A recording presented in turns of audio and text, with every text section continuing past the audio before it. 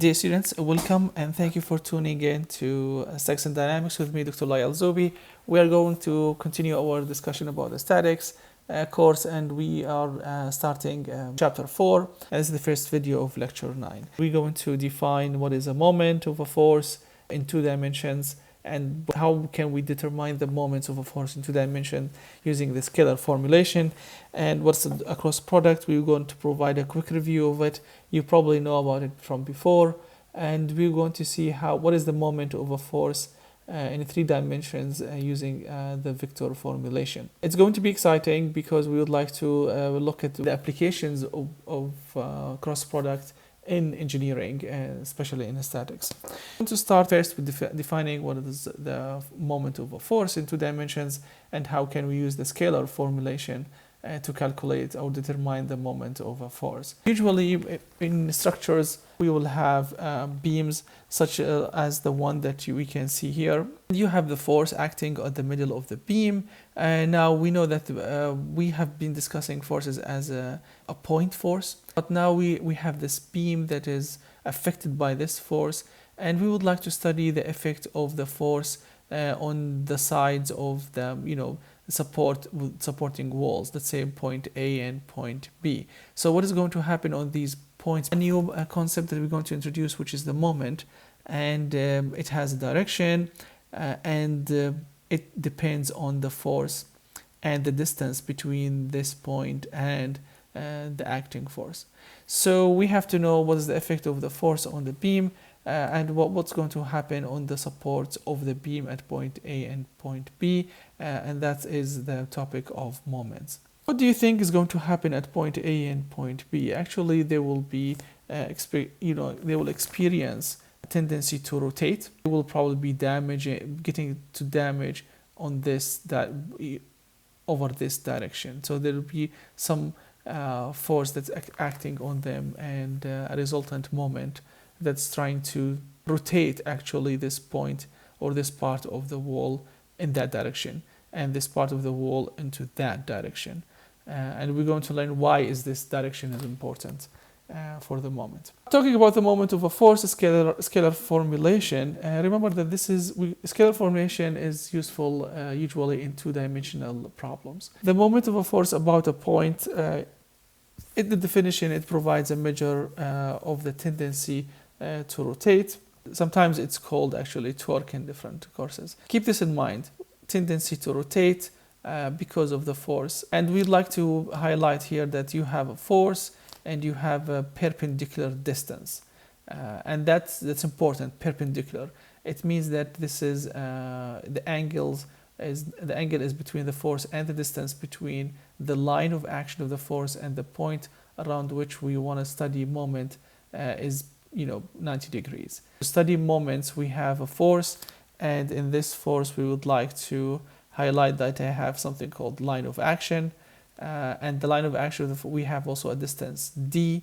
The distance d between the point and the line of action of the force is important, and we will want to study the moment around point O, and that's my moment. We're going to study how this direction will come up, but keep in mind a force, line of action of the force, you have a distance that is perpendicular between the line of action of the force and the point around which we're going to study the moment. So in 2 dimensions, that's where the scalar formulation of the moment is important.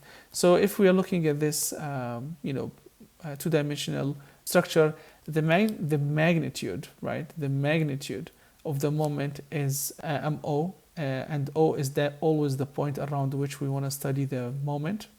So that's the point O. So the moment around O equals the force, the magnitude of the force multiplied by the distance. And remember, the distance is the perpendicular distance. To find the moment, so the moment has something called sense of rotation, and also it has a direction. These are 2 different things, so they're not the same. So the sense of rotation is here counterclockwise, and the direction of the moment is actually coming out of the screen toward you. And we're going to study how does that work using the right hand rule. Again, we have a force, that's the line of action of the force. You see all this is the line of action of my force, and I have a distance d, that's d perpendicular. So the multiplication of the force with d gives you the MO, and the magnitude of the moment. The direction of the moment is, again, it's coming out of the screen toward you. We'll talk about this more in a bit. And keep in mind the sense of rotation is counterclockwise. So the sense of rotation here is counterclockwise. D is perpendicular, distance from point O to the line of action. This is very important, and the line of action of the force. And also in 2 dimensions, the direction of moment is either clockwise or counterclockwise. This is the sense of rotation, depending on the tendency of the rotation, right? That's the sense of rotation. And we're going to talk more about the direction of the moment in a bit. Sense of rotation, that's what we're talking about when we say counterclockwise or clockwise, but the moment itself, it has a direction that we're going to talk about, which is coming out of the screen.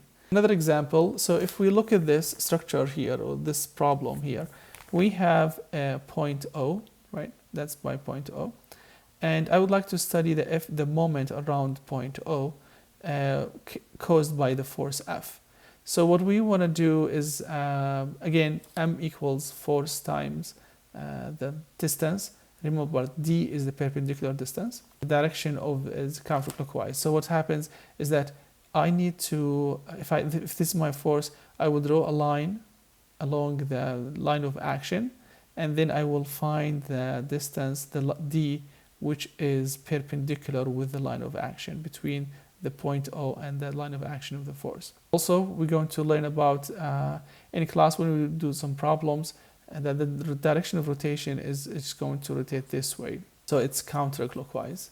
And we will discuss what does that mean in more details. If this is a bit complicated because you have to draw, to look at the line of action, you have to draw the line of action of the force and also the sense of rotation.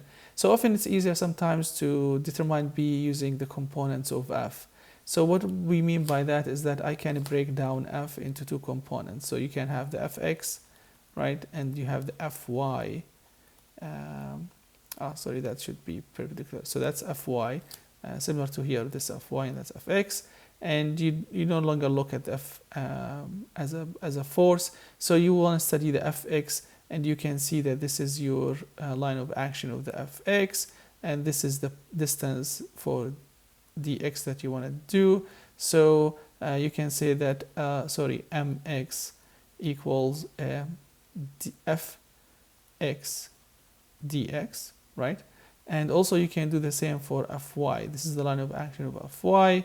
So you can see that this is your distance dy. So you can say that my equals Fy dy. Make sure that you have your perpendicular distances with the line of action of the forces. So that's dx and that's dy. All right, so if you can break down a force into 2 different components in the x and y, this might be an easier way to go in determining your moment. And that's what I mean. You have Fya and Fyb. So this is your b, is the dx, and a is the dy, right? And then you multiply them together. And note that you have the senses.